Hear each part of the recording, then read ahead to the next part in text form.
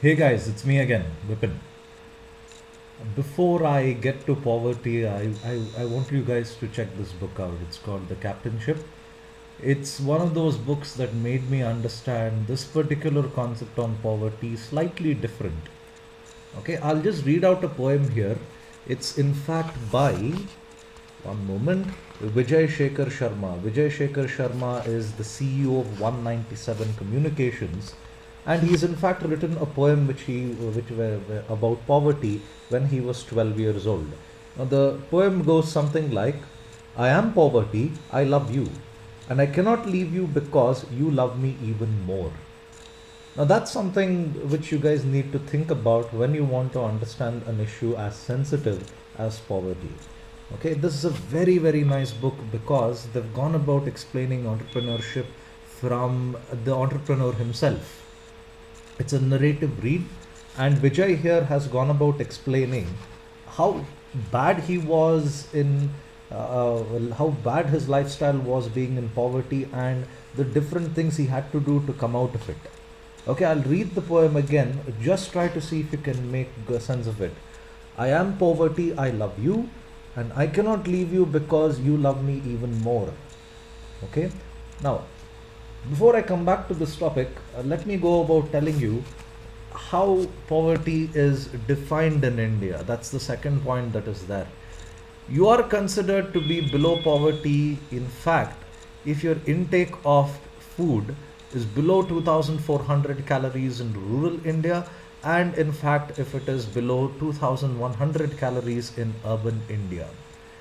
With that definition alone, I can tell you so many flaws in fact which is there in the system. And I can't really blame the system because when you make definitions on sensitive matters like this, it's going to lead to a lot of backlash from a lot of people. If you consider the definition of poverty, they have not considered whether you have a home to live in, whether in fact you have education, whether in fact whether in fact you have been employed. None of that in fact has been considered. If I were to go by this definition alone, if a person is dieting, okay, or dieting is a fancy way to say that you are starving yourself, you are in fact considered to be below poverty by doing so. When the different people, politicians go about doing hunger strikes, in fact, by the definition of poverty, a politician has in fact come down below the poverty line. The poverty factor here is always defined only by their food intake. As you can see, there is no nutrition also being considered here. The 2400 calories in rural India could be in fact taken from consuming just raw animal fat, or you could end up just consuming something as awful as maida. Um, Awful as maida, since a lot of college students are in fact their favorite food is Maggie. If you're living off Maggie throughout the day, and if it meets the 2100 or 2400 calorie requirements, you are considered to be above poverty line. Okay, even the nutrition factor here is not considered. Now there is a big flaw in the definition. The reason there is a flaw in that definition is because you can't really measure the factors that I mentioned previously. You can't measure shelter. I can't go about the definition saying that if me as a human, I can't go about giving a definition saying I'm supposed to get a shelter of say 6 by 5. I really can't go about mentioning something like that.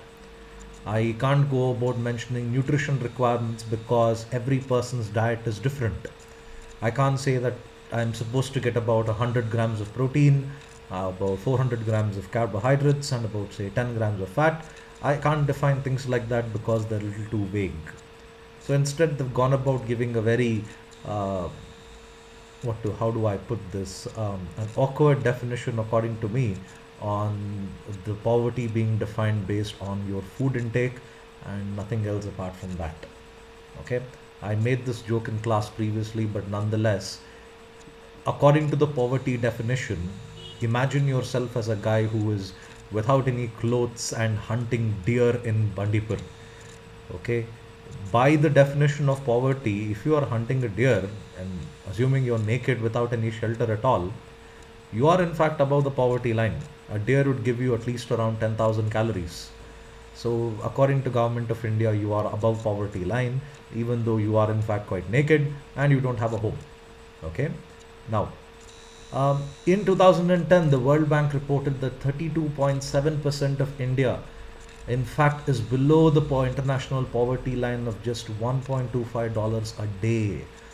Each time I read that statistic, I actually feel good about the salary that I get, because I am one of the very, very few people in the country who is well above this particular figure.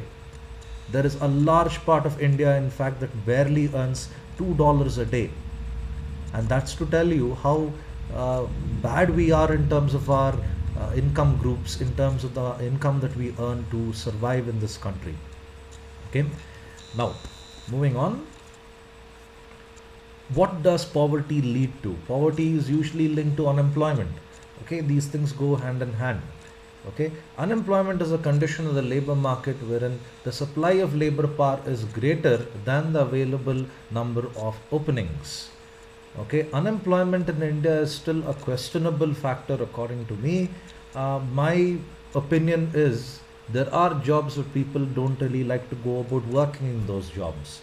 If you are in fact brought up in India, you would agree with me when I tell you this. You would like to do a job which is in fact related to your graduation or post graduation. In fact, if you've done a job, say if you've done your qualification in say MBA marketing, you would in fact be seeking a job in MBA marketing, which is related to say selling of goods, branding, advertising, all that. However, if a HR job was available, you wouldn't go about applying for it. And that's in fact one of the reasons why a lot of Indians continue to remain unemployed. They in fact look for that particular job which is meeting their qualification requirements. Then, what are the types of unemployment? There are a lot more types of employment in the country, but I'll just go through a couple of them in brief. I'm sure you would know this from the notes that I have given on my website, vipinmks.com. I'll just discuss a couple of them here. Disguised unemployment here is that, take for example I always like to mention the forums in the college where I currently work. If for example you have work to be done, let's say a poster to be done, I notice that the poster can be done by just about say two people can comfortably work on it. On the other hand, I see about 10 people doing it. They'll have a person who is in fact looking at the painting part, the other guy is doing the sketching part, the other guy is doing this bringing in glue and doing the collage work, all that. Now there is a job wherein you just need 2 people to do it, but in fact you nearly have 10 people who are doing it. That happens to be a case of disguised unemployment.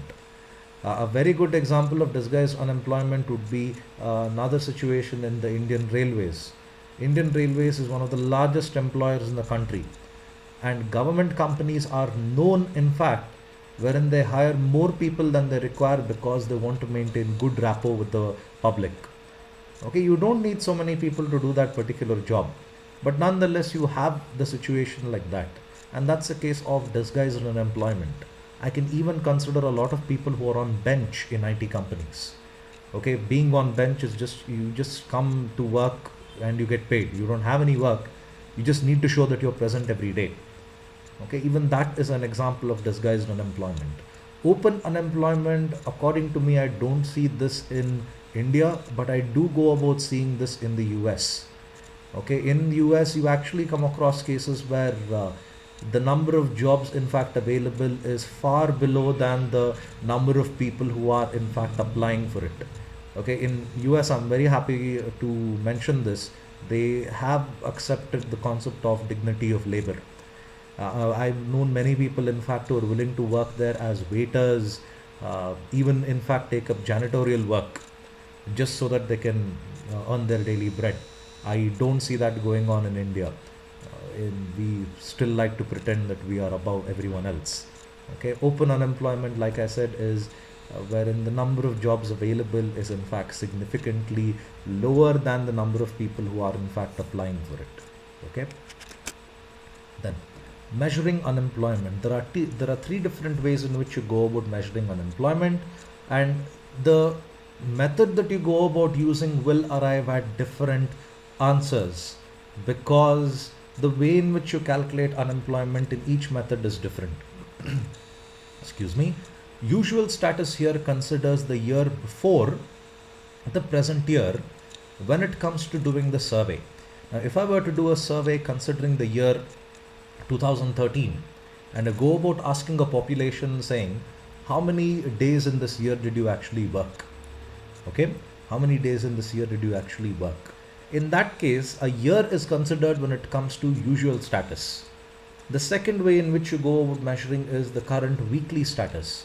In current weekly status, I would consider a particular week for the survey, and in that week I consider an hour's worth of work which a person must have done. Okay, if he wasn't able to get a single hour of work in that particular week which I'm doing my study, in that situation I would consider the person to be unemployed. The third one is the daily status. Okay, I choose a particular day in the year, and on that particular day if the person happens to be unemployed, then that goes about adding to my study. Okay, as you can see, there are three different ways, and three different ways go about giving three different answers. Okay, and that's again a problem with statistics.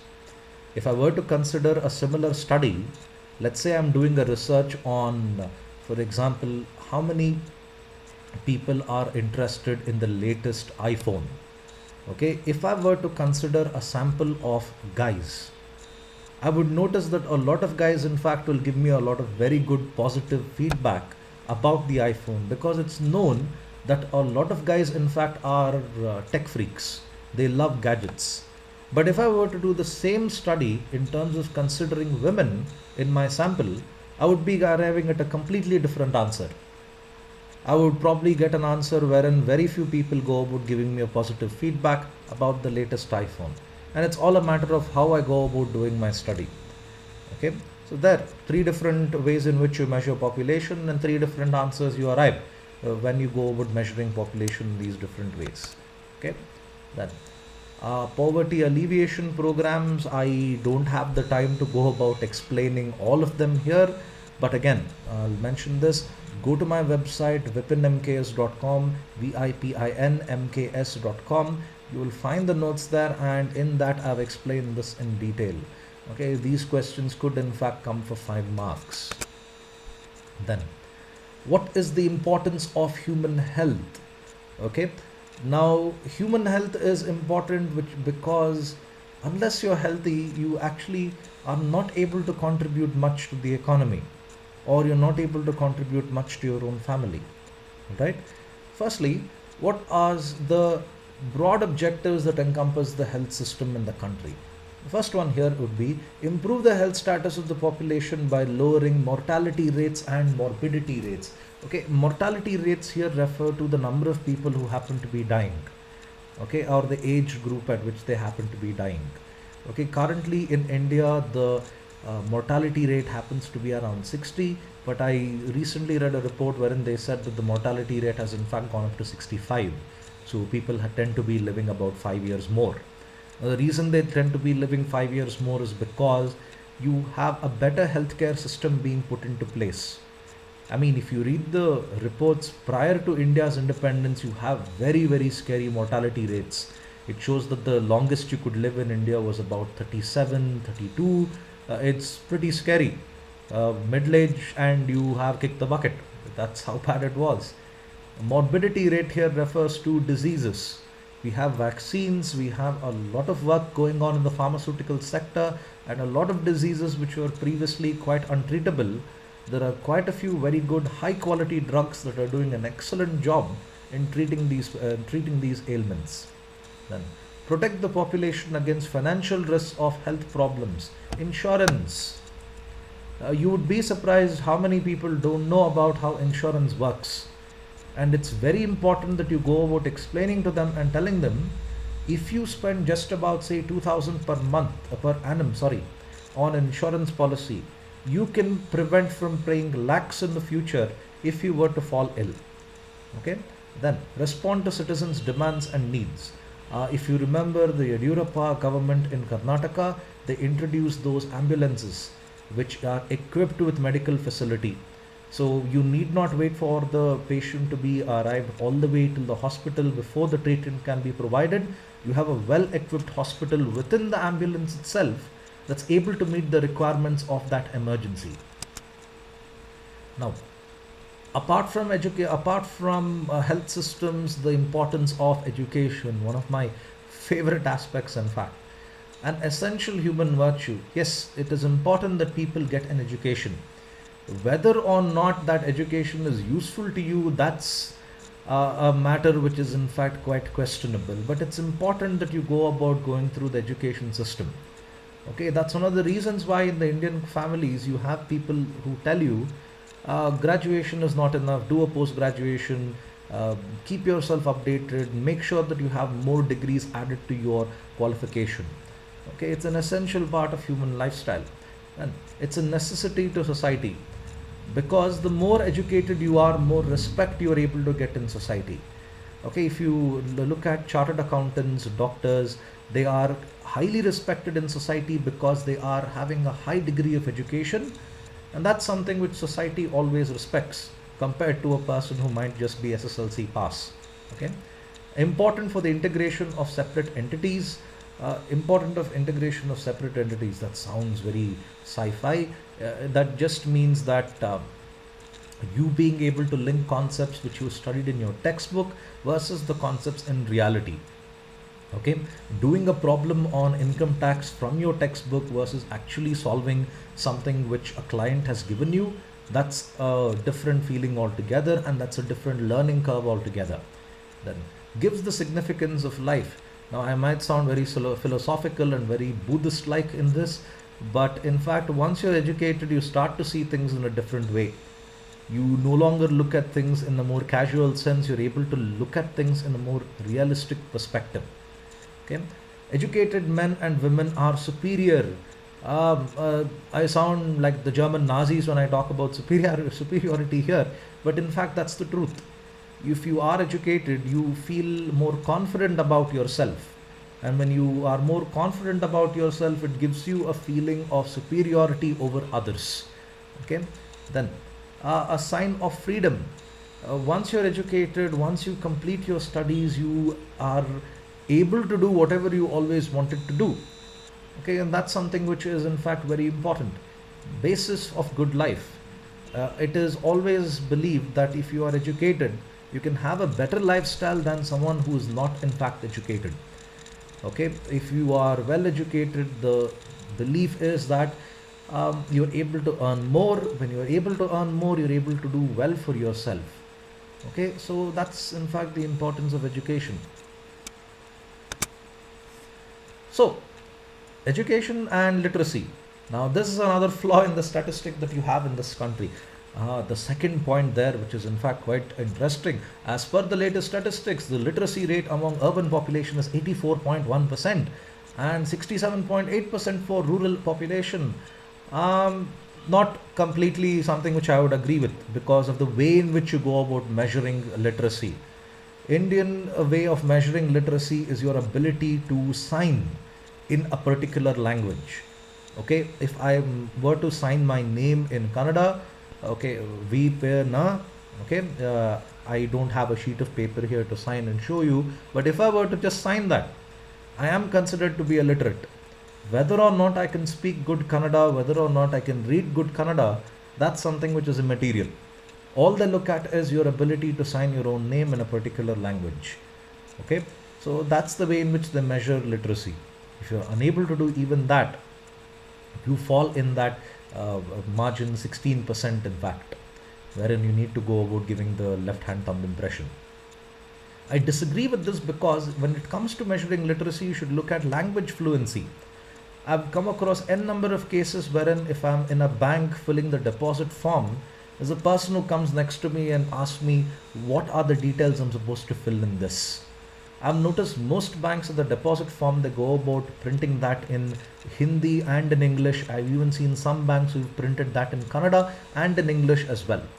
Now, languages, if you don't know, and if you're not able to fill something as basic as a deposit form, that really shows how far behind we are compared to the rest of the world. And measuring something purely based on a signature is in fact pretty bad.